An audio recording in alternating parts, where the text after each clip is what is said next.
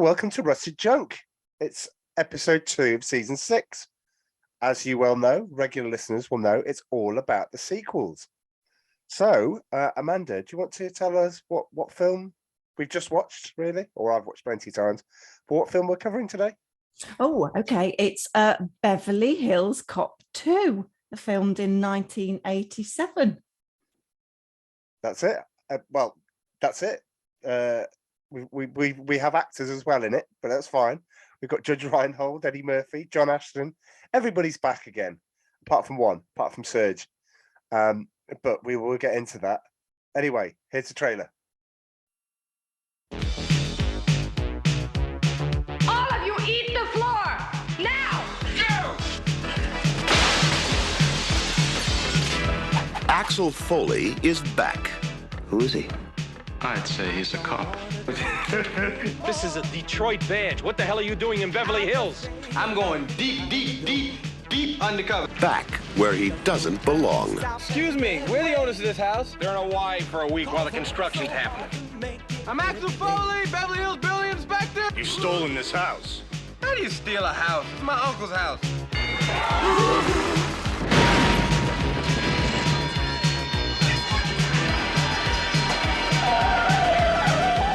Reunited with all his old buddies.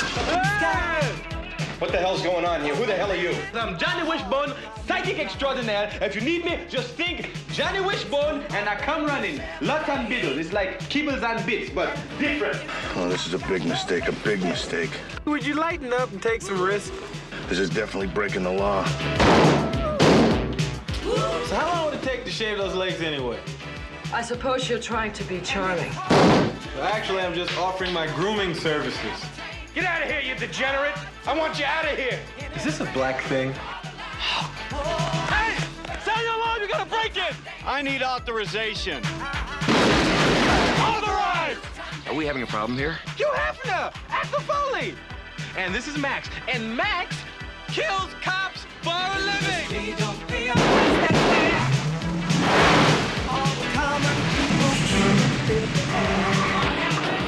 Well, it is pretty spotty! Don't complain! It's all I can find! Does the steering wheel work in this thing? I'm steering! Well, do the brakes work? I don't know, I haven't tried them yet! Kill him, burn him, blow him away.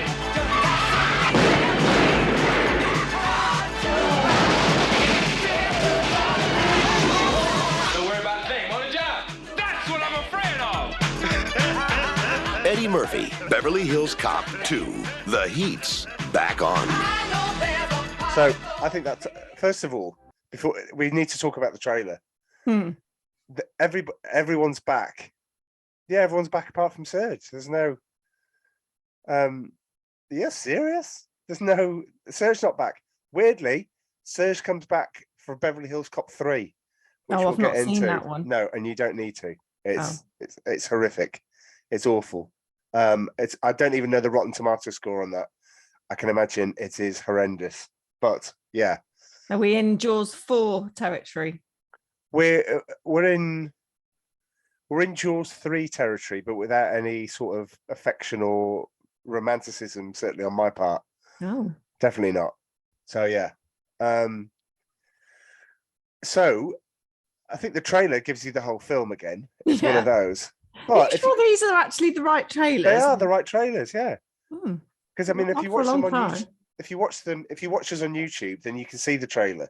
I mean, it goes without saying, if you there's more content on YouTube because you can see our reactions and everything. But for those who are listening on audio, we love you. However you want to listen, that's absolutely fine. What I would say is, if you do watch that and you haven't seen Beverly Hills Cop 2, it does spoil a heck of a lot in there, and the scenes in there that aren't in the film, Yeah. which we will get to. There wasn't another cut of the film, was there? No. Okay. This, you could argue that a lot of people said this film is an ego trip for Eddie Murphy, but I think that's a bit harsh because it had to be made.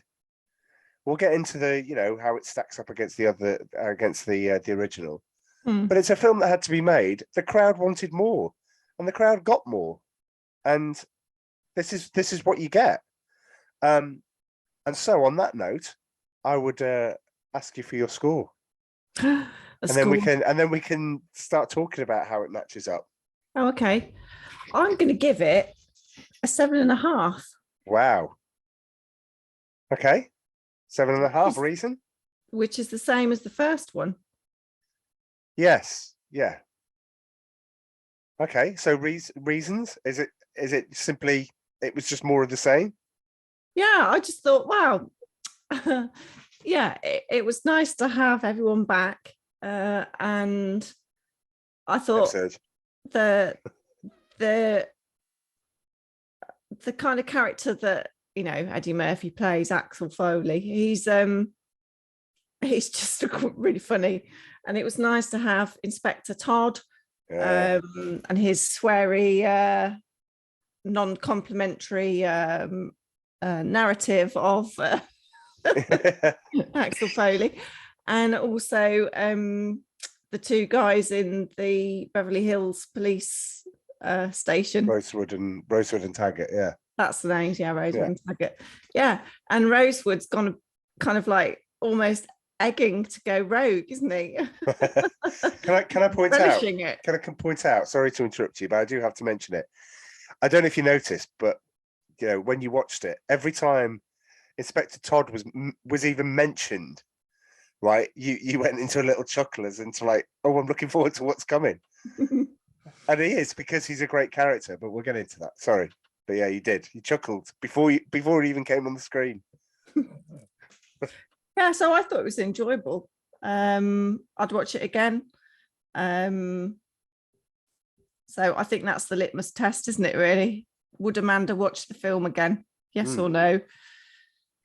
Yes. Oh, so we got 50-50 because you wouldn't watch Jaws 3 again? No. No. Well, maybe if you could have, well, you know what, if you could have watched it in 3D, but never mind. I know it can't happen. But you definitely watch this again. Well, I gave the original a 9. Because it is a 9, because it's wonderful. I'm going to have to go below a lower score than you. What? I'm going to have to give it a 7. I'm going to have to give it 7. There are things wrong with it that weren't wrong in the original film. And part of me thinks that this is because the film was rushed. I mean, to do a sequel, I think takes a minimum of 3 years. You absorb it, you're taking what the fans want. You know, this would have started shooting in 1986 to be released in 1987. So you're like, okay, that's quite condensing. Did they do a good job? Yes. Would I watch it again? Yeah, I've watched this plenty of times. But maybe I might end up sitting with you at 7.5, but I'm going to stay at 7 because there are things that were great, really great, and things that just annoyed me. So what I would say is Eddie Murphy is still on top form. Yeah. In this film, he is 100% still in top form. I'm not saying there is a weak link. If there are weak links, it is most certainly not Eddie Murphy, because he's just, he could charm the birds off the trees. You know, this was the start of his golden era, of where he would play characters that you would remember. He would then go on to do very, very soon after he'd gone to do Coming to America. He'd then go on and do The Golden Child. He'd then go on and do, you know, things that suddenly you don't remember, like Bowfinger or Boomerang. Could you tell me what either of those are about? No. But there were only a few years after this. So it's quite odd that for a Beverly Hills Cop movie, it wasn't until much later that he did the Beverly Hills Cop 3. And I've just argued against myself, because if it was a time to give a gap to make a decent sequel, then between 2 and 3 was a long gap, and that wasn't it. 3 set in an amusement park. It's like set in Alton Towers. The whole thing is basically set in Alton Towers. That's a bit random. Yeah. Oh, for our American listeners, Six Flags. It probably was actually Six Flags. I'm probably like, you know, they obviously didn't build the theme park just for Beverly Hills Cop 3, but they did spend a lot of money on it. I think it's a good, when we talk about the law of diminishing returns, So how much did you think Beverly Hills Cop cost to make? What the budget on it was? 10 million. Right, 10 million, 13 million budget. It made back far off. That was quite good. 316 million pounds. It made 316 million pounds in the 80s. Wow. Huge. That's a lot of money. Second film, 27 million for the budget. It made 276 million. So that's still good. That's, you know, we're still in good territory. Beverly Hills Cop 3 budget 70 million. 70. I wouldn't have said it was justifiable to spend that. I mean, if I said to all the listeners now, stop. Even if you've seen Beverly Hills Cop 2, stop. Go and watch the trailer for Beverly Hills Cop 3, and then listen to this figure. So pause, go away, and then come back and listen to this figure. What was the budget spent on then?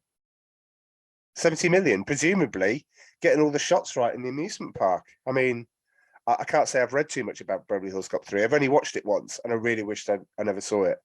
Serge is back in Beverly Hills Cop 3, weirdly.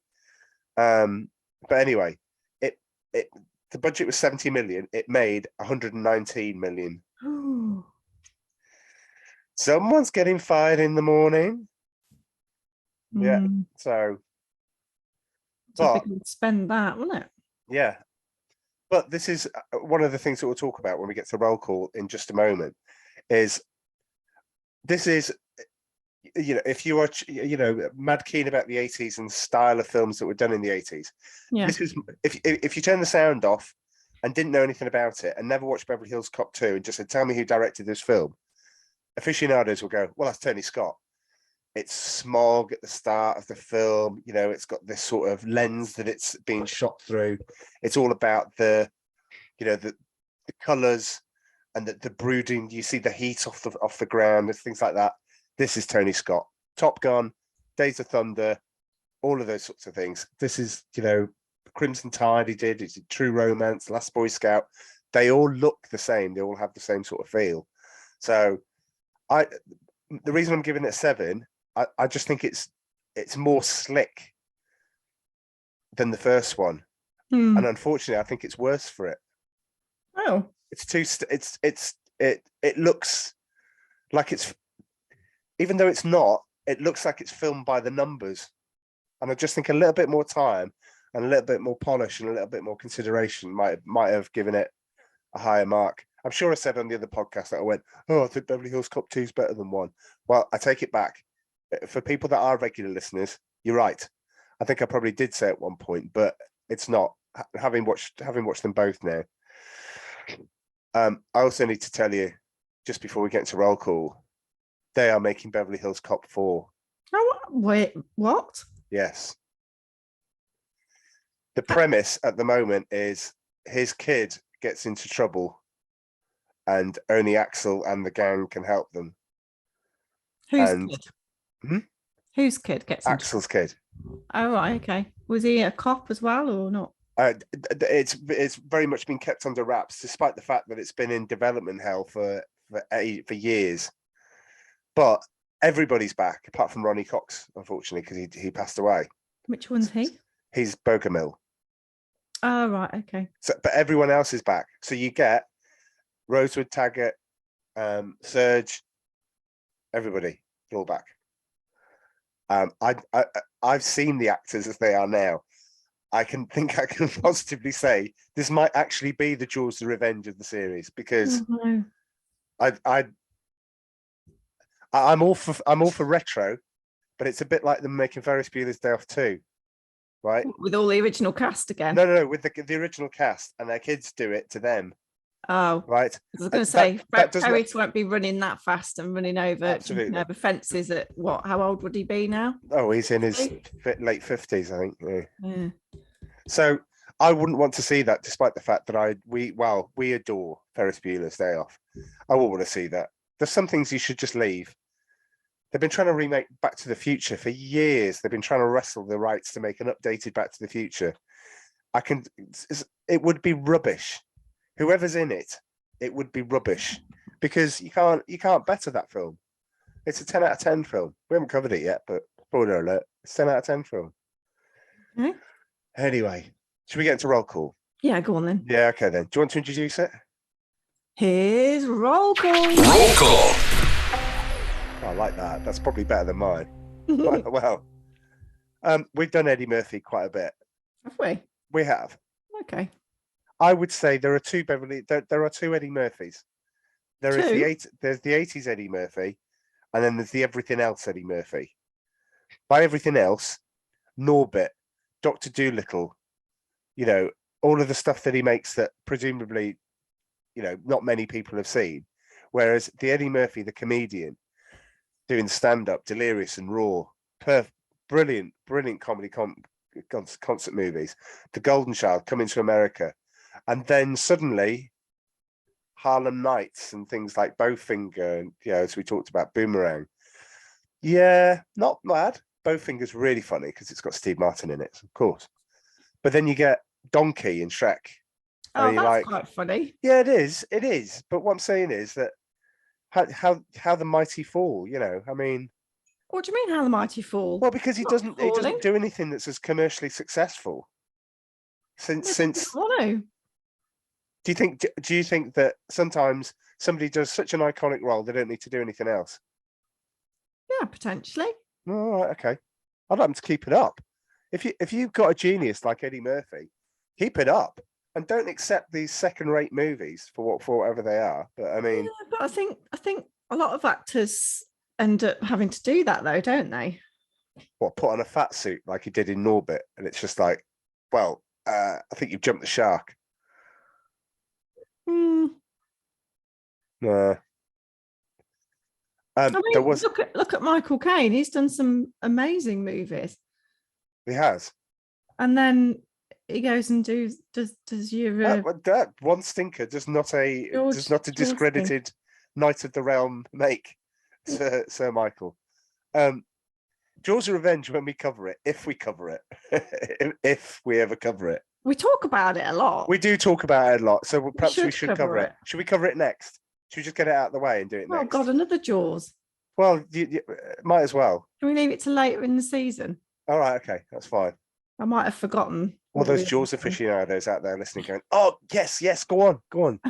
do the third one. Right, Michael Caine, I've only made a couple of stinkers. The rest of it, he's played Albert in the Batman films, you know, more recently, and you're like thinking, he's great. What was that movie he was in on the council estate? Educating Rita. No. Oh, that was another good film. Oh, Get Carter. No, that's another good film. Press File. No. Another good film. Okay. No, it was he's an old man living on a council estate. Oh yeah, and he's getting picked on by the other. Yeah, it's got kids, his Plan B in Harry it. Brown. Harry Brown. There you go. That's a great film. Yeah, that was a great good film. And with Plan B. Yeah. So what we got to look forward to. I'm not being fair. In the first week of it being shown on Amazon Prime, coming to America 2, but coming to America with a 2 in the middle. Yeah, very clever. It's got 1.5 billion minutes worth of views. So it was quite popular. That's Amazon's way of saying, yeah, it's quite popular. We still haven't watched it. It's been out for 18 months. It was out. No, it's been out for 18 months. Oh, missed that one. Oh, I told you. And I said, oh, look who's back. It's Sexual Chocolate. They're back. Yes. Anyway. I can't say the line I really love in it. Yeah, we can't. Unfortunately, I have to tick that box otherwise, but still.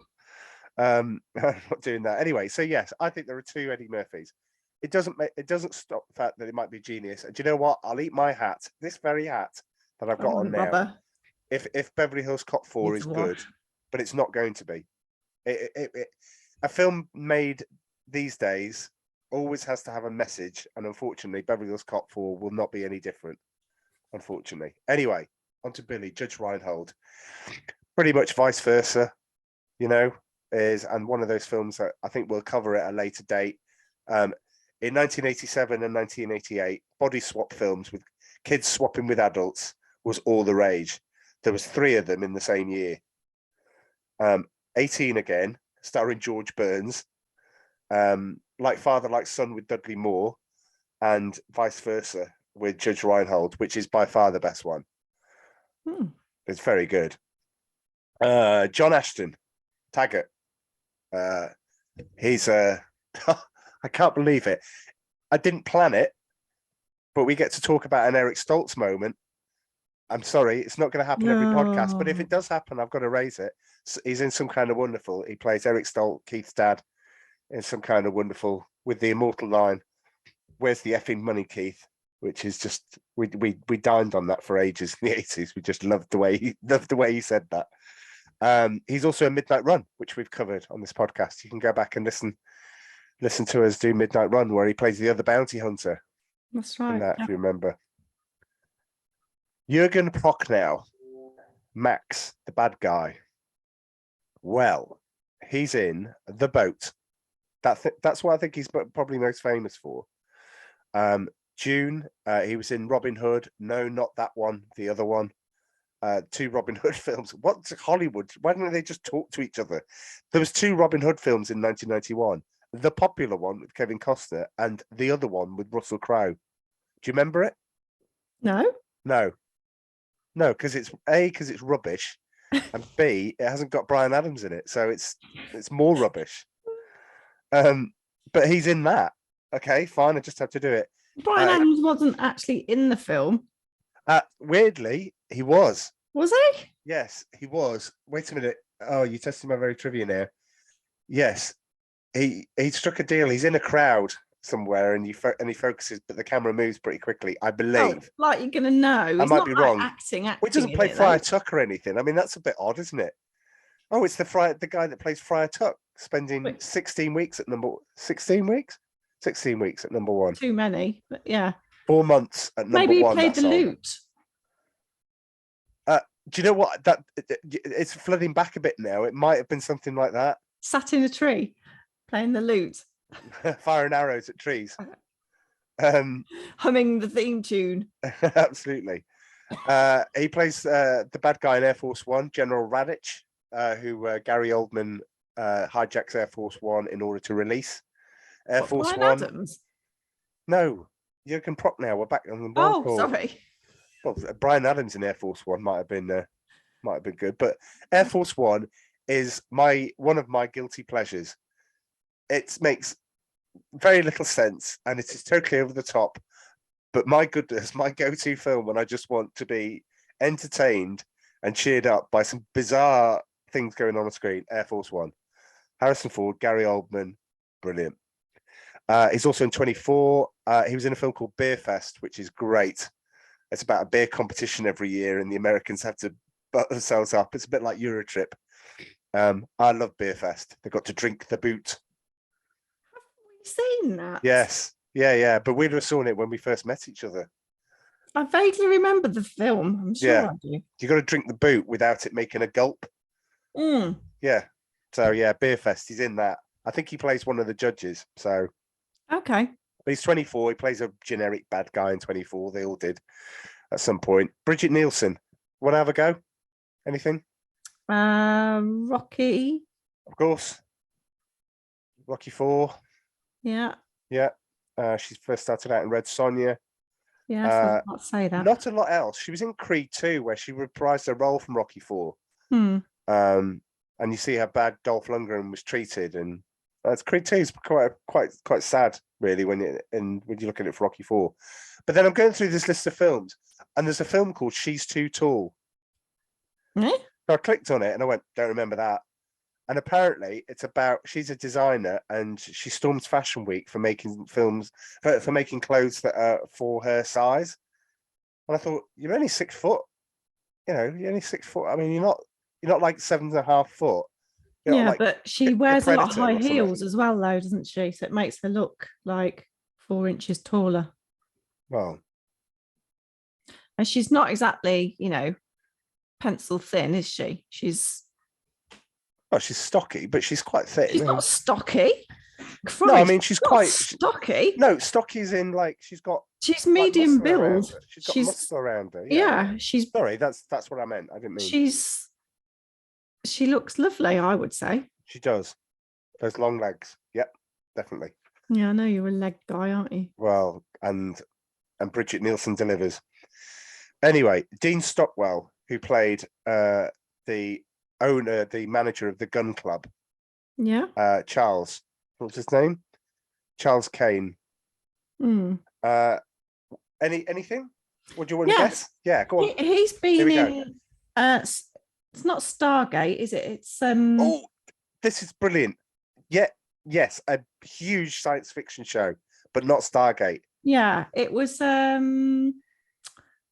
You started watching it and then you kind of stopped. After I've a never while. watched it I've never watched it with you. Oh, I thought you did. No, I started Miami Vice. Well, I started Miami Vice a while back, but yeah.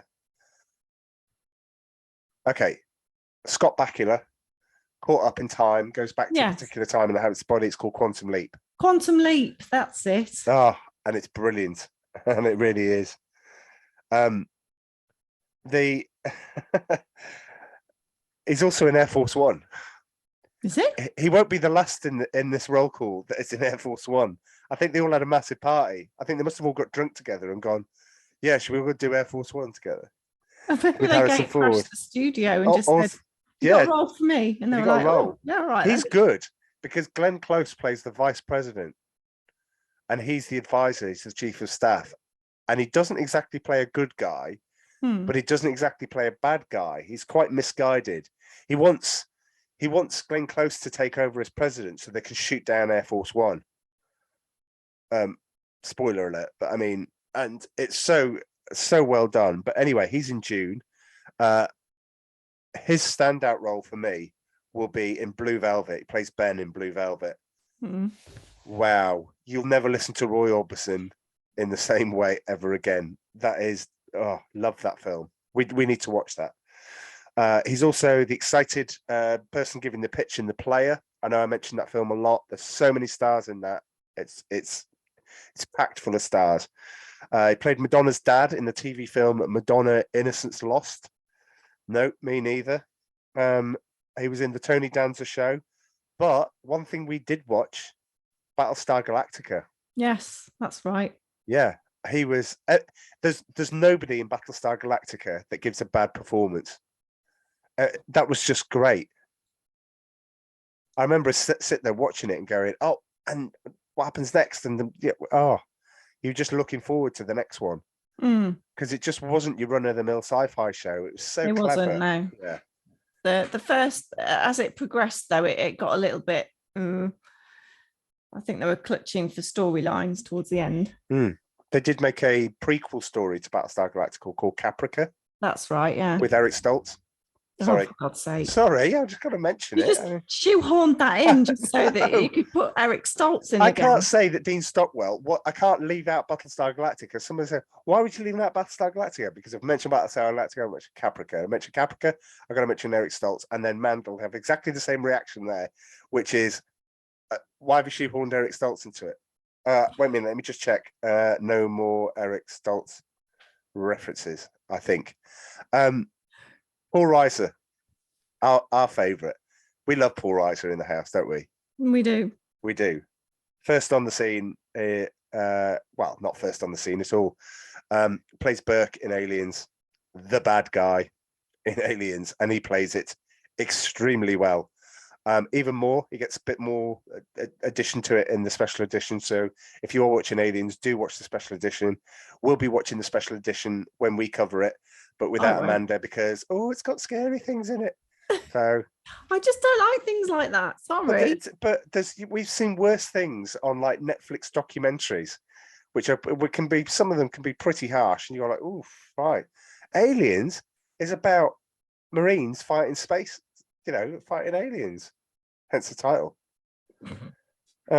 Anyway, he was in My Two Dads, one of my favorite sitcoms of the 80s and overlap into the 90s. He was in the film Whiplash, about the drummer.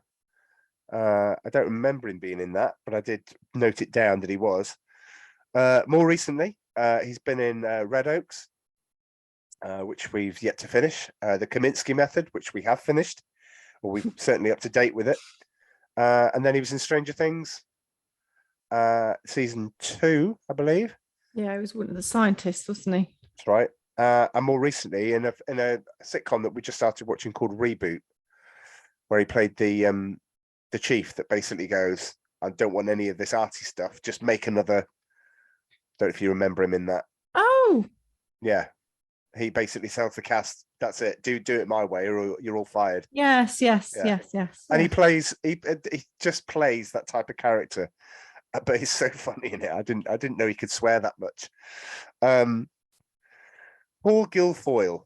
Now he played, and I should have looked it up, but he played the arms dealer with the blonde hair in this. Oh yeah, he wasn't really in it a lot, He was doesn't he? say anything. He was the strip club owner, Yeah, wasn't he doesn't say anything. But he's got one of those faces that you go, wasn't he in like the A-Team? Wasn't he in Hardcastle and McCormick? Yes, they all were in the 80s. They all guest starred in Scarecrow and Mrs. King and obscure stuff and Airwolf and whatever, right? But they all did at some point. But Paul Guilfoyle was in Howard the Duck.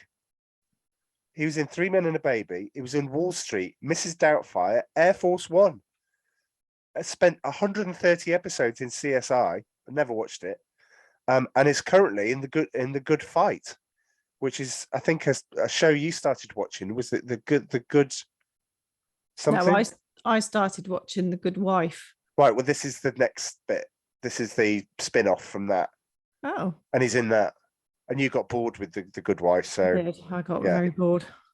And then lastly, Gilbert Gottfried, which I did like in this film. I like Gilbert Gottfried, who played the lawyer with the parking tickets.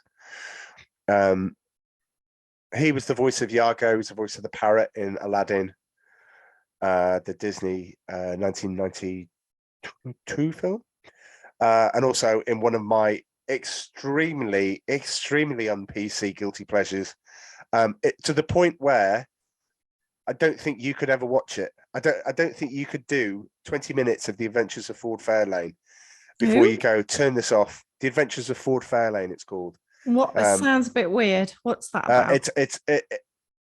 It's a rock and roll detective story, and it's played by Andrew Dice Clay, who's probably considered to be one of the most offensive comics of the 80s. Yeah. Oh yeah. I'm watching that going, nope, I can never watch this, but it still is a guilty pleasure for me. But anyway, there's roll call. There we go. Cool. So in matching up, one of the things I've got to say before I start, did you know, and I didn't know until I did some research, in 2013 there was a Beverly Hills Cop TV movie where his son Aaron Foley needed to go back to Beverly Hills to act like his dad and sort things out. And I went, I would have known if that had come out. Apparently, it never did. No. It went to the test audiences and they gave it such low scores that it was shelved. Oh. But it's been made. And they tried to re-release it in 2018 and they went, no, you're not doing this because we're going to do Beverly Hills Cop 4. So just part this. So there is a film out there with his son already.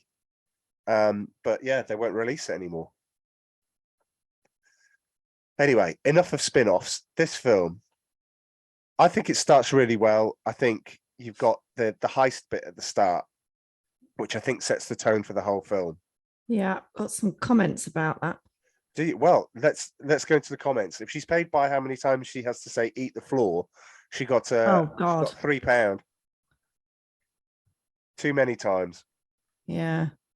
Sorry, I think something's going on with my computer, so it's making things a bit slow. How do I? It does look like your picture's gone a bit. I look like funny. Max Headroom. You do. I If said only you were that as in one of funny. my audits, Oh. and yeah, no one got the reference because there was such. Well, they won't. generation. No. Well, hopefully, listening to this podcast while you're trying to sort it out, listening to this podcast will remember Max Headroom, which started out as a thing for MTV until he actually got his own show. I remember it was voiced by Matt Frewer, who was Max Headroom. I loved it. I thought it was great. A really good show. But he was just introducing videos, a bit like Beavis and Butthead. Just used to, they didn't introduce anything. They just talked over everything. And by the way, it's nice to see Beavis and Butthead back. But yeah, listeners of the show would most definitely would know both of those references, hopefully. So yeah. And if you don't, go watch it. Go and check out a bit on YouTube. I think you're coming back to life now. Is that a bit better? Yeah, a little bit better, yeah. I think there's stuff going on in the background of my laptop. I think it's It's because already you only turn it on for the podcast and it goes, oh, I need to update this, I need to update that, I need to update Well, that. you get that little blue wheel, and then I've already had like loads of pop-ups saying I haven't got any virus or threat Something protection like that. enabled. You've got all these little update piranhas and they're all nibbling at your computer They are. resources. Yeah. Stop nibbling, naughties. Right. Sorry, okay. me or the piranhas. Sorry. Yeah. Yeah. I keep getting like screen flashes and things, and then it's got a blue wheel. Weird. Anyway, I'll Okay. carry on. People don't want to listen to my. Oh, if of I course you suddenly do. disappear, it's because my laptop's decided to reboot itself without any prompt from me. I will be the consummate professional I can until you can. Mind you, wait a minute. If you go, then I go. Then you go, and the recording no. stops. Oh, Yeah. no.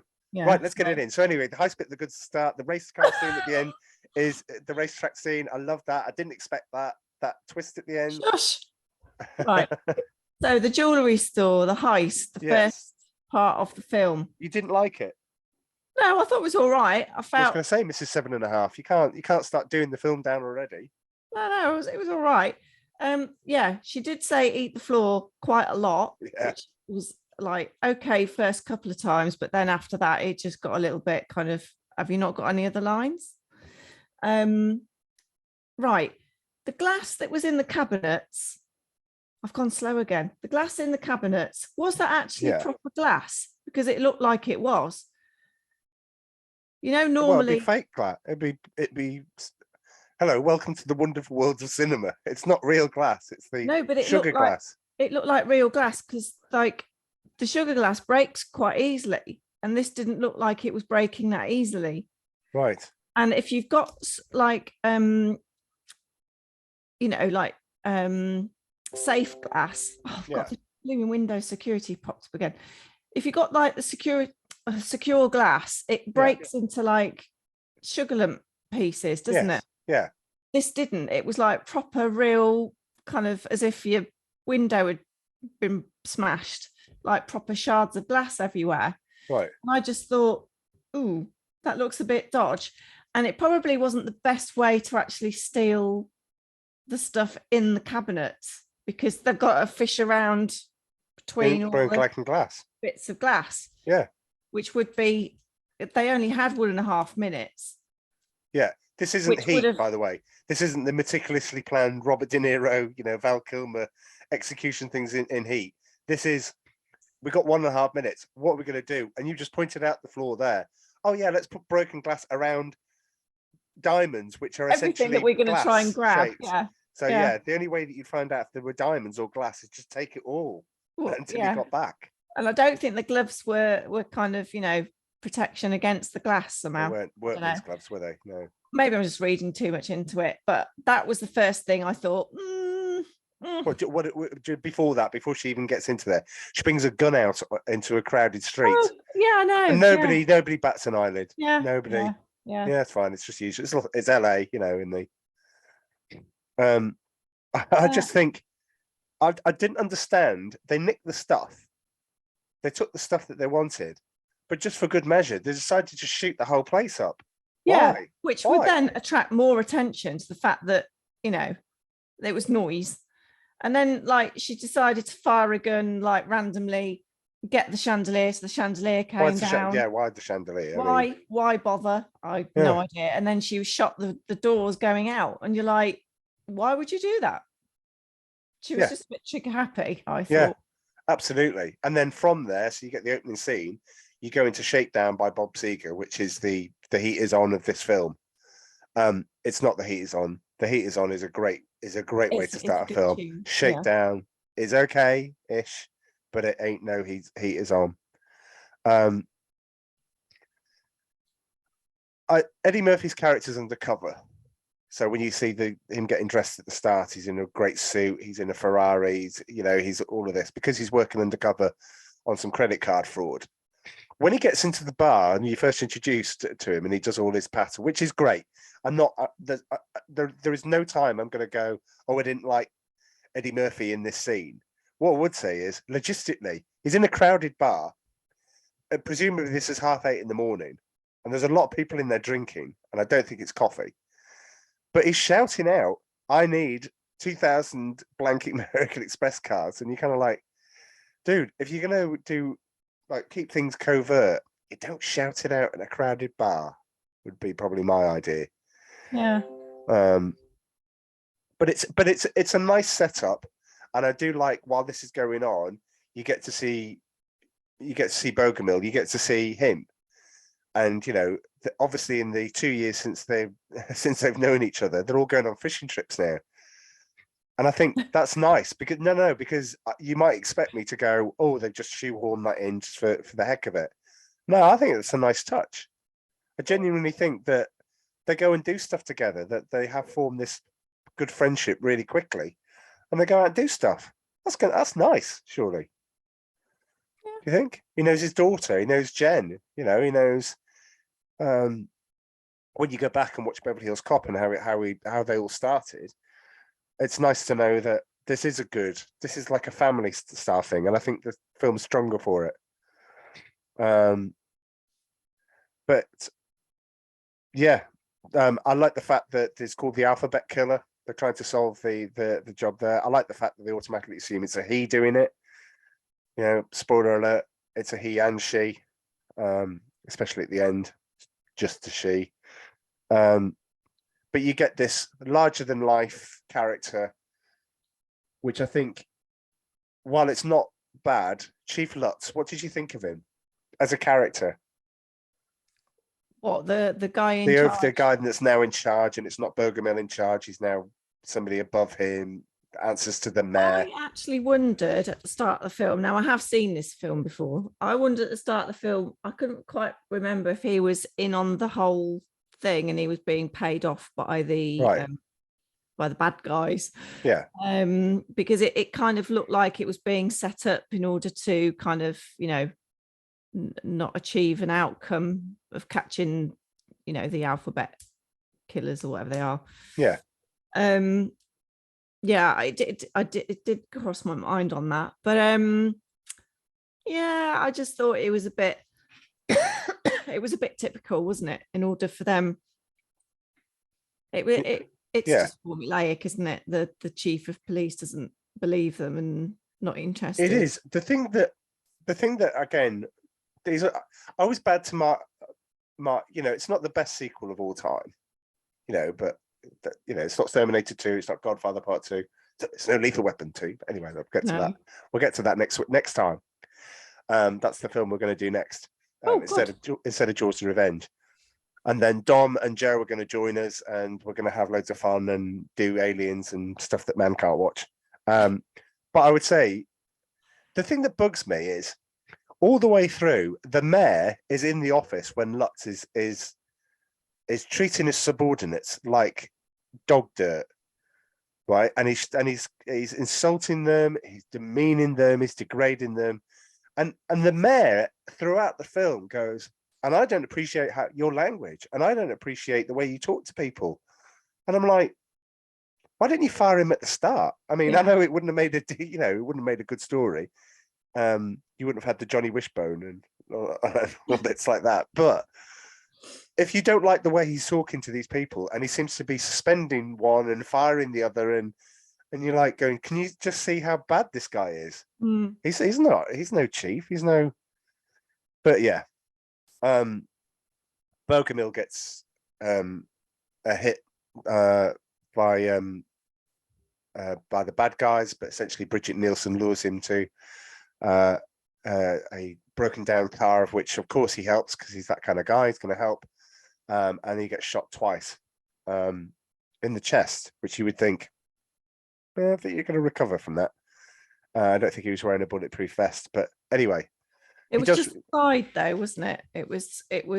Well, the first one looked like it was. The one looked like it was in the heart on one side. The other was just trying to, you know, make it symmetrical on the other side. And I was like, he's not getting up from that. When I watched it, I just genuinely thought that's it. He'd gone. Then we cut back to Axel, and he hears that Bogomil has been shot, and he wants to get back. So he doesn't actually end up doing the deal. But it's on the Like, news. the Would it have been setup, it on was- the news that quick? Exactly. Why would somebody shot in LA be on Chicago news. Detroit news? Yeah. Oh, in was it Detroit. Okay.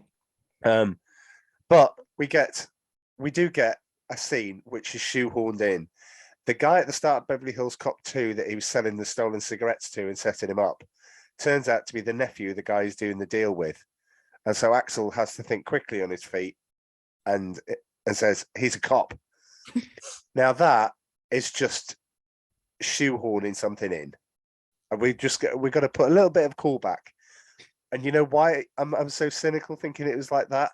Because as soon as he appears, just after that scene, that's the first time you hear Axel F. And you're like, it's all coming together, isn't it? I see what you're doing. I see you're manipulating me, but I'm fine with it. It's fine. I can see. So he has to go to LA and he has to get somebody to drive the Ferrari. Who does he get? While he's away. I can't remember his name. Paul Reiser. That's the one. He has to get him to do it. He's told him to scooch down in the car. Scooch down in the car, and then says, "Oh, you can bring Marcy, and the two of you can drive around." It's like you can't. Okay, so you invite this girl. You can stay up, but I can't because I've got to scooch down like the grandmother in Ferris Bueller at the end when she's driving. But we then get one of the best callbacks we could possibly have. Inspector Todd. Yay! And he's not lost his form. he's there. I wish I could give you some lines from it, but we'd have to tick that box. He's very sweary. It's just very sweary, but very good. I mean, I know I've said this before. When the 80s, we used to have the 80s and 90s, we used to have the swear awards, and we used to tape them, and used to have 20, and we all rated them out of 10. Weirdly enough, Joe Pesci won every year, because we couldn't find anyone to topple him off the list. He's just the grandmaster of swearing. But Inspector Todd was in there and was quite high. Weirdly enough, Michael Caine from Jaws: The Revenge used to get in the top 4 every time. It's just one line, just one thing he says, but oh my goodness. Every year we just thought there's nothing better than that. But anyway, Inspector Todd, I think, made top 10. Anyway, so he says he's going to go deep undercover, which then gives him the freedom. He's got 3 days. Is it 3 days? Yeah, he says to Scooch Man, I've got his name, that he's away for 2 days, and then Inspector Todd gives him 3 days. Yeah. That's pretty good. What does he arrive at the hospital in LA when he gets there? It's a red. The same clothes he had on in Beverly Hills Cop. The same get-up. Same get-up that he had in Beverly Hills Cop. Baseball jacket. Look, I'm not going to be cynical. I know what you're doing. It's great and it's working. Especially because at that point, I think even watching it today, I went, we talked about this last time, or did we? Where, yes, we did, because we said Quentin Tarantino said Jaws was the best movie of all time. It's not the best film. And then we talked about movie stars. Tom Cruise is not a good actor, but my goodness, he is one of the best movie stars of all time. And I think in this 80s period, Eddie Murphy was an extremely good movie star. He's just good. He's not an actor.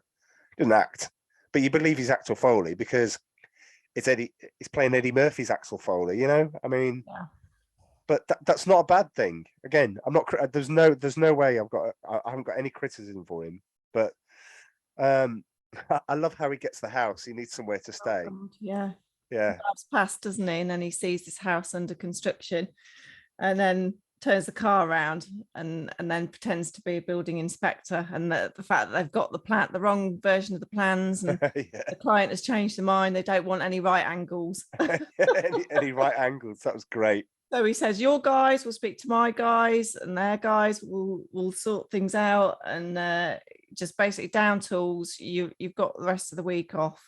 Yeah. It's great. It works because of the, as I say, the pattern, all the things that he does to try and manipulate people and get them to do what he wants is just, oh, it's brilliant. After this scene, we find out that Taggart is getting divorced again. So he got divorced, then she came back, and now she's divorcing him again. Yeah. I've got an annoyance with that, but we'll get to it at the right part of the film. Okay. They find out they've got the bullet casing, so he goes in, finds out that these are made in a certain way, and there's only niche people that can do it. Oh, hang on, before we get there though. Oh. It's how he gets the bullet casing. That's where Johnny Wishbone comes in. I was going to say that's how he gets it, but yeah, go on. Tell the world about Johnny Wishbone. Well, they're in the room, which looks like a panoptic room. It's very odd. So everybody can see them. And then they've got a bag of the bullets that have been retrieved from the crime scene. And Axel Foley says, oh, well, these are specialized. This is a something bullet for a something rifle, but it looks like it's been changed. So he manages to kind of pinch one, put it in his pocket, and then the chief comes in and says, what are you doing? And who are you? So it's just immense. This character, Johnny Wishbone, is Johnny Wishbone, psychic extraordinaire. And he basically said that the guys had called him in to help solve a case. That's brilliant. Right, and then walks out, and then harasses the other members of staff in the station. Yeah, it's good. It is. It's a good scene, and it's a good character. I don't know if that was improvised, but you know what? It wouldn't surprise me if it was. Anyway, he has to go to the gun club because he says, "Look, I don't know who could do these around here. You're the Beverly Hills Cops around here. So tell me where. Oh, you could go to the gun club. You can start there." He takes Billy's vitamins and pretends they're like a hypersonic bullet that reacts to sound. Of which he gets the woman at the gun club not only to not dismiss him anymore, but actually pay him $20 to take it into the room that he needs to get into. Genius. I do love his line where he said, "Oh, this is how my mate Booty got killed. All they found was $20 and 2 Adidas." You're like, it's great. But he's good at that. He takes the, when he needs to make his face look like he's been sweating because it's so nervous, and he puts it into the champagne bucket and goes, "What vintage is this?" It's just, again, you don't know how much is done, but we have Russell Fielding. Now, I didn't put him in roll call for a reason, but the guy that was in showing the gun instructor that Bridget Nielsen says, "Oh, can I have a word?" So not Dean Stockwell, not right, but the Russell Fielding. Any idea of where he was from? No. Because he will come up again. Here's a hint: at Christmas time for our Christmas movie, of which we'll probably all be on. Die Hard 2. Oh. He plays the caretaker and you like look at him and go, "Wow, okay." 3 years later, you'll be the caretaker in Die Hard 2. He's Marv. He's the guy that knows all the tunnels and has the map underneath the airport. Okay, yeah. He lives underneath in the basement. Yeah, just look, it wouldn't be me if I didn't spot something like that in there. No. Oh, look, it's Marv. Continuity error. They're playing with these red dot laser guns on a screen, but he gets his out and just blows away the bad guys. Screen 3 times, yeah. And then when they cut to the Bridget and the other guy having a chat, the screen's intact. Yeah, it's not. And he's actually shooting with the laser gun. Laser. But yeah. So now you've got you're introducing the web. Jurgen Prochnow says he needs to be killed. I think he said shoot him, burn him, kill him, whatever. Make sure you just get rid of him. He then goes and talks to Jen. They get an idea about what he was onto. I love the police work in that. they pick up a piece of the newspaper where he's just red marked his face and gone Max. I was like, oh, so that's your clue, is that there's just something that he's seen in there. But anyway, I did say I wasn't going to badmouth any of the actors or actresses. Are we allowed to say that? I think they're all called actors now. But I wasn't going to badmouth any of the actors. Jen, his daughter, can't act. She's not that bad. She's not that great. Oh, anyway, It's not a mega role. No, but it's a role that's got to convey a lot of emotion and do something quickly, and so they can move on. We then get Axel saying they put a hit out on him. Axel has said where he's staying. So you expect the hit at the home, but it doesn't. It comes in the nightclub. Yeah. But before they get there, Taggart and Rose would turn up at his mansion that he's appropriated. Again, you would have heard that if you listened to the trailer. How can he steal a house? But he's in the pool. Taggart slips in. He hasn't got to change of clothes. So I do highly recommend seeing what Taggart ends up wearing, because it's he looks like he's like from the golf club, doesn't he? With his, he looks like he's from Caddyshack. He looks like somebody that was in Caddyshack. Yeah, lemon V-neck jumper, shirt, and a light blue blazer. Oh my god, it's great. And he says It it's is sharp. great. Now, when we get to this bit, I was gonna give the floor to you, because we get to the club. Strip club. And if you didn't know it was a strip club, not only is it $7 for a Coke, which we find out. So yeah, strip club prices. Oh, sorry, I've heard that they are like that. But oops. I know this is the 80s. I know this is all the decadence and fast cars, fast women, and all that sort of stuff. But the dancing there was a lot of it, and she focusing on her. She got a lot of screen time. She did. There was not a lot of clothage either. No. Now, right. Well, 15-year-old Charles isn't complaining. No, but the thing was, she's dancing around a pole. She's not using the pole like a pole dancer would.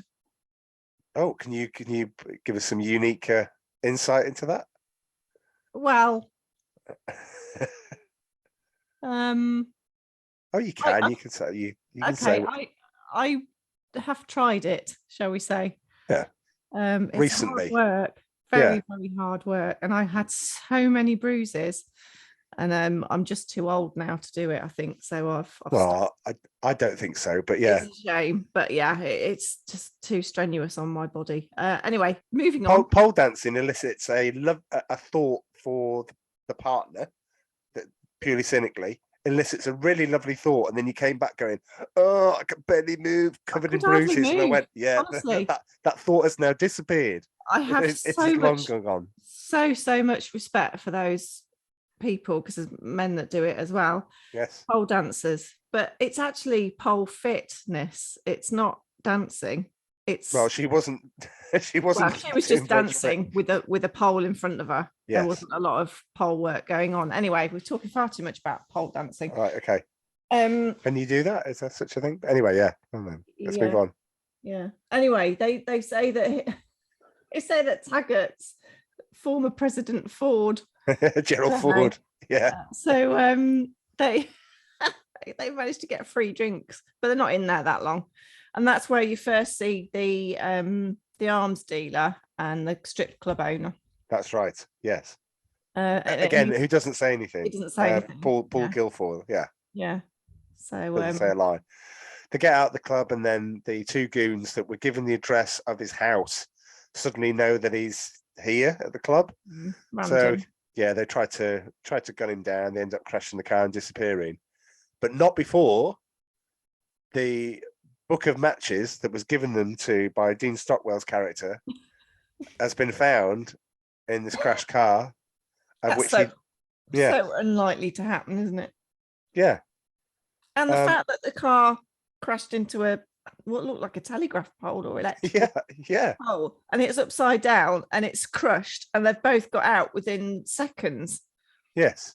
Yeah, absolutely. Not to be found at all. But then they go to Billy's house, And Billy's now turned from this mild-mannered in Beverly Hills Cop 2. You're supposed to think this is the funny bit, is that Billy's now into guns, and he's got a Stallone poster of Cobra. He's got a Stallone poster of First Blood Part 2 dotted around the house. And there's lots of plants everywhere and stuff. And he's got this turtle, of which they take it out, and Axel does this trick with super glue or something in order to try and get the fingerprint that's on the book of matches. Then they have to break into the gun club. Oh, it's a perfect fingerprint. It's a perfect mark poster, yeah. in the middle of the matches. And I did like the fact that the turtle goes nuts to James Brown. So that was nice. I would have liked to have seen the turtle. Was it a turtle? Oh, Was the it a turtle tortoise? dancing. I've written down turtle, so I think it was. It's different. We're getting bogged down in things like Turtles need turtles water, or don't they? tortoises. I don't know. What's the difference between a turtle and a tortoise? One lives in water and one doesn't. Okay, well, that's pretty easy. I thought we were going to go off on a tangent there, which would mean have to rein it in 10 minutes' time. A bit like when Joe and I talk about American cuisine, of which there's very little. Sorry to our American listeners, but if you want to go and listen, I would actually say I went on Joe's podcast. He does the WDWNT Nerd Alert podcast. Thank you. I've had enough practice. But he does that podcast, and we talked about something last weekend. So it's the recent one. And at the end of that, he wanted to pull me up about American cuisine. I think we chatted for about 20 minutes.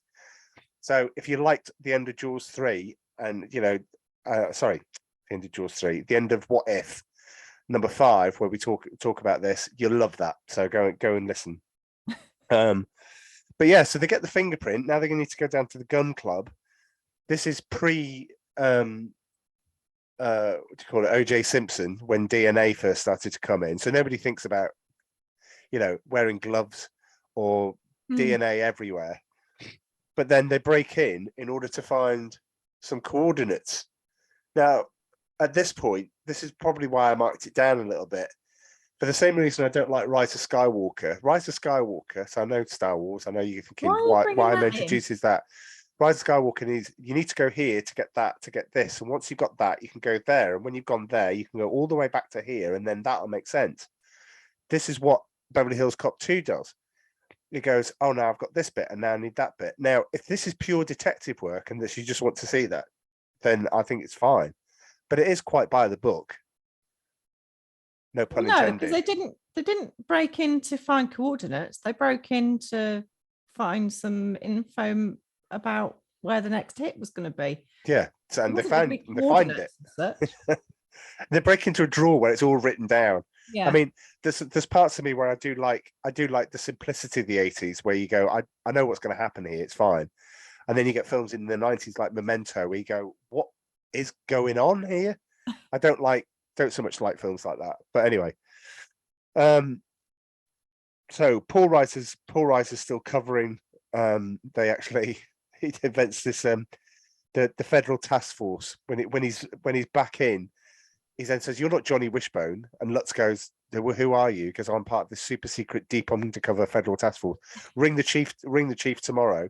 Of which tomorrow, Paul Reiser is the one that has to put the chief off the scent. He doesn't do a good job because he seems to come in at the same time as he would have arrived anyway. But he ends up convincing Lutz that Eddie Murphy should be there.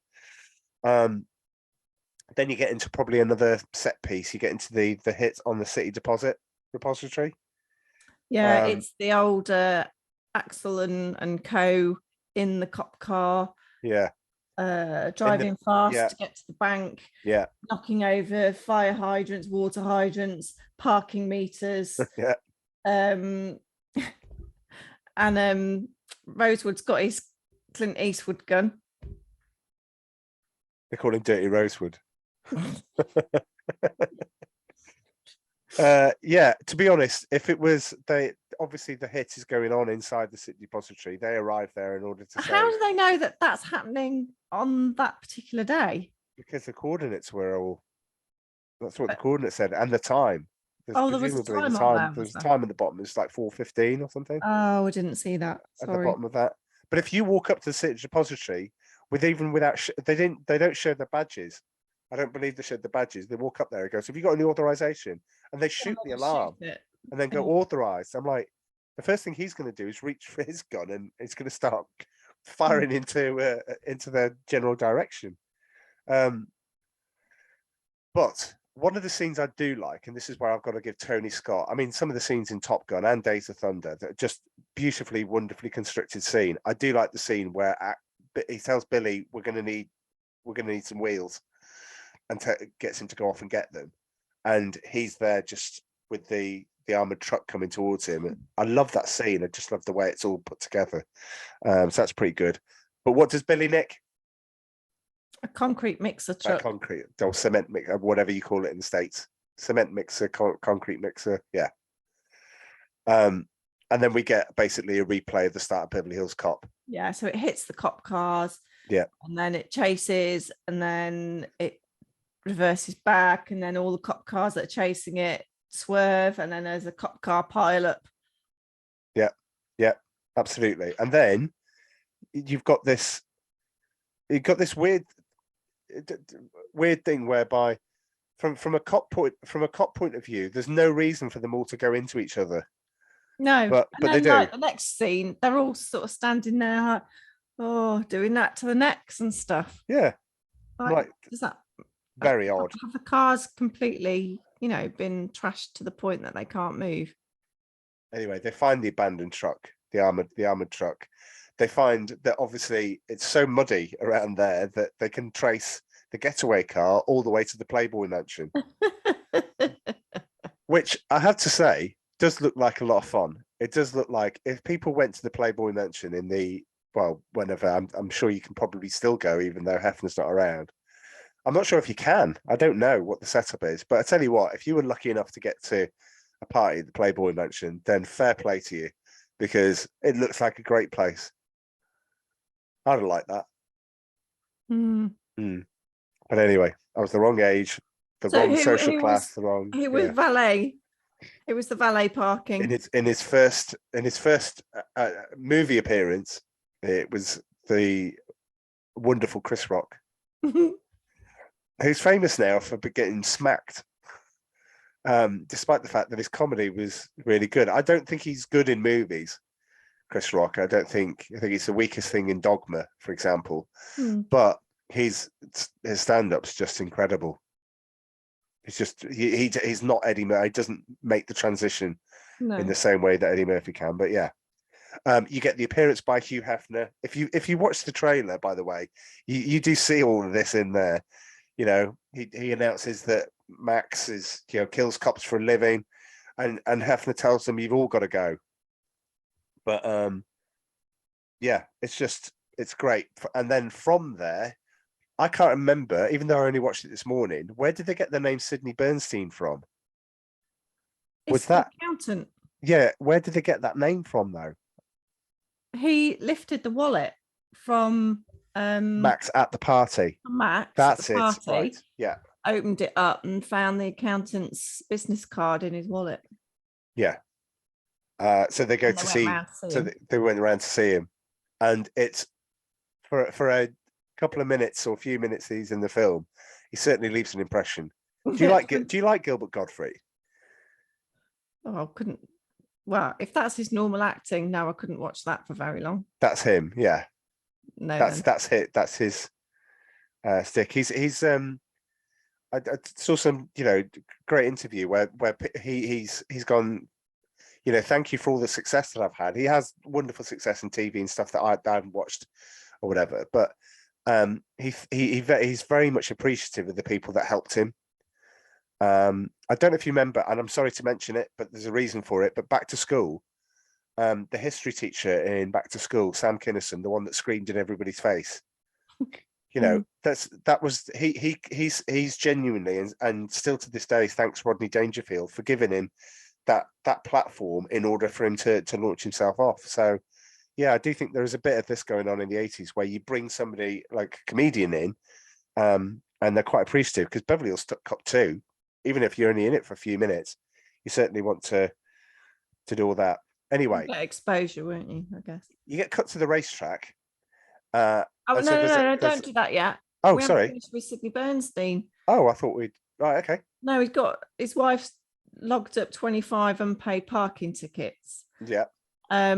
So he basically asks the team whether there's anything that in his office that they would like, so that they would mysteriously forget about the pink parking tickets. So Axel said, yeah, $200. And so he gives him the $200, and then he says, oh, well, actually, I need to use your computer to wipe these tickets. Is it possible I can get access? And he was like, yeah, help yourself. And I'm like, Auditor alert. That would not happen. You wouldn't What's be he able connecting to Exactly. in the 80s? What network is he on? He's not on the local network for the parking fines, is he? No. So he can't type in very- www dot whatever, because there is no such thing yet. it's very unlikely, because it was all DOS based. I swear by looks. It's all DOS based. It was all IPs that you would Yeah. connect to, and all a bit weird. Anyway, I think maybe the film people decided people would be thick enough to believe, because they didn't really know about tech then, did yeah, it's fine. It's all it's the But then magic. it gets Magic the, of the movies. they? He gets the addresses of the people, but he also then speaks to Jen again, doesn't he, whilst he's in there, and she tells him about some other stuff about the insurance and on the other buildings and the other businesses, and the fact that, was it the racetrack has elevated insurance? That's right. It's the only one that's got insurance out of all the things. He dropped it all. Yeah, that's a good point. Sorry, yeah, I should have written that down. So yeah, nice one. I'd missed that, because otherwise it's not going to make sense why they go to the racetrack. So yes, thank you, sweetheart. You may continue. When they get to the racetrack, Bridget Nielsen's dressed as a security guard. Charles Kane is dressed as a security guard. So the guy they're going to set up here, and I'm like, won't everybody know that they're like at the gun club? And he's like, why are you dressed as a police officer? You go to a racetrack where people that you know are going to be there. If I turned up and if I was going to do a robbery and I walked into a place where all my mates were, and they were going, Charles, why are you dressed as a cop? I mean, it should elicit that level of sort of recognition, but no, nobody bats an eyelid. Meanwhile, he's set up, and this is all a nice, perfect setup, because the code that Axel cracks says, screw you cops, signed Charles Chavez. No, not Charles. Carlos Kane. And basically, so that's Charles Kane. So they're basically trying to set him up. Bridget Nielsen shoots him in the robbery to leave this smoking gun, and then Lutz thinks this has all been solved. This is all done now. It's an open shut case. It is him. This was the code. This is what's cracked and everything else. But the others aren't so sure. They think that something's missing, and because they put two and two together with the Bogomil used to run through the oil fields. They put two and two together with the kind of red mud clay stuff that he was running through. So they head off to the oil fields, and here we come to the end of the big spectacular bit at the end, which I think is pretty good. You've got Rosewood finding all of this weaponry, of which he's in seventh heaven. John Ashton passes him a rocket and goes, "Here, Billy, I haven't got one of these." And then Billy puts it in his pocket. You're like, okay. Well, he puts on his really long coat. The really long coat, the Hitcher, the Rutger Hauer Hitcher coat. He's got two what they semi-automatic, like shotguns. Shotguns, yeah. Yeah, and he gives one to John Ashton, which is in the boot, and you're like, crikey, how much has he got in there? I find it weird he didn't know how to fire a rocket launcher, considering he would have really into guns. Yeah. But inadvertently fires it and presses it and blows up the thing, and it all goes up. And while I'm watching this, I'm thinking, do you know what I miss? And I know I say this a lot, but it's true. I miss the fun of 80s movies. And we've still got them, and we can always go back and watch them. I can always go back and watch if I'm feeling in a bit of a bad mood, I'll go back and watch Crocodile Dundee, because I know it'll put me in a good mood every single time. I love that film. However, they don't make films like this anymore. They don't make just good entertainment. You look at the biggest film of this year, one of the biggest films of this year, Top Gun Maverick, and everyone went to it. That's entertainment. Yeah. But I tell you what, it is in a sea of mediocrity, it is the one island that's in there that you go, that was a film that was so good, I want to go and see it again. And I did. And again. And I dragged you with me. Yeah. And I would, and I would genuinely go and see it again in the cinema. I'd see it in IMAX, and think, what's that like, with a bigger screen and better sound. And so I kind of miss films like this. When you look at Rosewood firing off the rocket launcher and all of this stuff going on and all of this hammy things, and then Axel getting caught and then getting free, you're like going, I love this. Can someone just make films like this that are just going to entertain, rather than trying to like force stuff down your throat, saying you must like this and you must like that? Yeah. No, not at all. But yeah, so it all gets foiled. Taggart ends up saving Axel, who's about to get shot by Bridget Nielsen. Axel shoots Max when he drives towards him. It all wraps up quite nicely. And then you get Lutz. Finally, Lutz appears and goes, everybody's fired. And then the mayor goes, no, you're fired. So yeah, he's been doing that. He phones up the chief. Obviously, they congratulate him and said, Axel is a fine police officer under your tutelage. Then Axel gets the phone. He goes, what the F do you mean tutelage? It's like, that's brilliant. But the Ferrari's wrecked. Paul Reiser has wrecked the Ferrari and he's got a broken leg. But the thing I mentioned at the start is the thing I'm a bit miffed about now. So he's getting divorced for the second time. What happens at the end of the film? Oh, good news, Axel. Marianne's gone back to him. Yeah, because her mother hasn't got cable TV, and then Axel makes some lewd comment about it's about his cable. His cable, absolutely. In the 2 days that she's been divorcing him, he hasn't been able to see her because presumably he's been working on this non-stop and he's been staying away. So was it just the cable TV in the end? Or his cable, as they say? I don't know. But yeah. The thing that intrigues me as well. Okay. The mayor makes a comment about he's fed up of the chief's rudeness, etc., and has put up with it for 2 months. Yeah. But they haven't been working on the case for 2 months. No.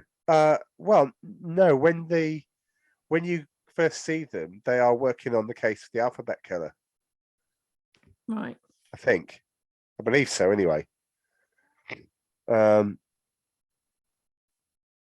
Anyway, do you know what? I don't have much in the way of trivia, so I can read a couple of things out. Should we go into trivia time? Yeah, go on then. Okay, it's trivia time. Trivia time. So we've got according to the DVD documentary, Paramount wanted to produce a TV series, Beverly Hills Cop, after the success of the first film. However, the reason it was stopped is because Eddie Murphy went, I know I keep wanting to be making films. So I guess if Eddie Murphy says, you ain't going to make a TV series, then it isn't going to happen. I don't suppose there's as much money in it as there. No, absolutely.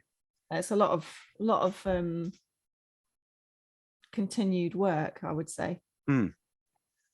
Pierce Brosnan. Listen to me. Bronson Pinchot, Serge. He was supposed to come back, but he was too busy filming Perfect Strangers, the sitcom where he played Balky. Yeah, which is good. It's good. It was my morning TV show. It used to go Pink Panther.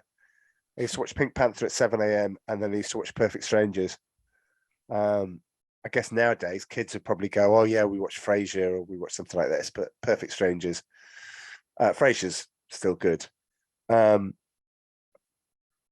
So the cement truck has a sticker on the side saying DS JB Construction Company. DS and JB stands for not only the film's producers, but probably the most powerful people in Hollywood at that time, Dom Simpson and Jerry Bruckheimer. So yeah, pretty much what they said went. The scene where Taggart and Rosewood enter Axel's house, Rosewood refers to Taggart that maybe the Pointer Sisters live in the house. Why is that a callback? Don't know. Because in Beverly Hills Cop, where the lorry's creating mayhem at the start, that's the Pointer Sisters Neutron dance. And they also have a very, very forgettable song on the soundtrack of number 2 called Be There. But anyway, there was a deleted scene from the shooting club. Here we come to it. There was a deleted scene from the shooting club where Axel, Rosewood and Taggart must sneak carefully past a hallway with several lasers covering it.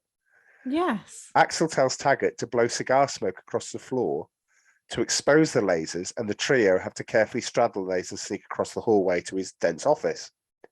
According to Tony Scott, the scene was deleted because it slowed down the pacing of the movie too much, and because it was too far removed from reality. And it clashed with the overall tone of the film. The deleted scene can be viewed in the DVD extras, or Blu-ray extras now, or the trailer. Yeah, too far removed from reality. I'm sure James Bond used a lot of lasers, so it's still all right. In the making of sequel, the director said this sequel is a cross between Beverly Hills Cop and 48 Hours. That was where he was going with that. And having seen 48 Hours, nope, don't see it myself. But I'm sure he did. An early draft written by 2 writers involved Axel going undercover as a Beverly Hills rent-a-cop who helped Rosewood, Taggart and Bogomil stop a corrupt security service operated by a Detroit hoodlum turned businessman. The script also called for Chief Hubbard from Beverly Hills Cop to return and Axel to have a female partner and love interest named Lucy. Chief Hubbard. Do you remember Chief Hubbard? The guy that was over Bogomil in the old guy, yeah. So yeah. That's about it. I do like the fact that it did make a lot of money back. As sequels go, so to wrap up now, as sequels go, does this sit as a worthy sequel to the first one, do you think? Yeah, I would say so. Yeah? Yeah. Are you slightly curious about 3?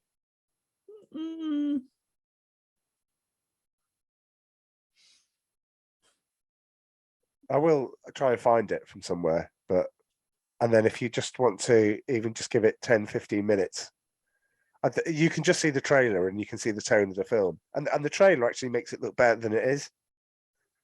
But anyway, what are we doing next time? Do you want to introduce the next film, which we've already said, but for people who are just joining in or fast forwarding through, do you want to tell people what film we're doing next? I don't know. What are we Oh, doing crikey, next? we only mentioned it like an hour ago. Lethal Weapon 2. Oh, Lethal Weapon 2. Yes. Oh. Is that the one with the really dodgy South African accents? Diplomatic Immunity. That's the one. That's the one. And Patsy Kensit. Yes. She drops the accent halfway through the film, though, doesn't she? Yeah, she does. Oh, she drop other. No, wait a minute. Sorry, where was I going with that? Oh, no, it's crass. It's crass. She does actually in the film. So there we go. Spoiler alert. Cool. I'm looking forward to that because is it better that would be one of those. Is it better than the first? But more about that next time. Great. We're gonna have been loads of fun with season 6. This is great. Sequels.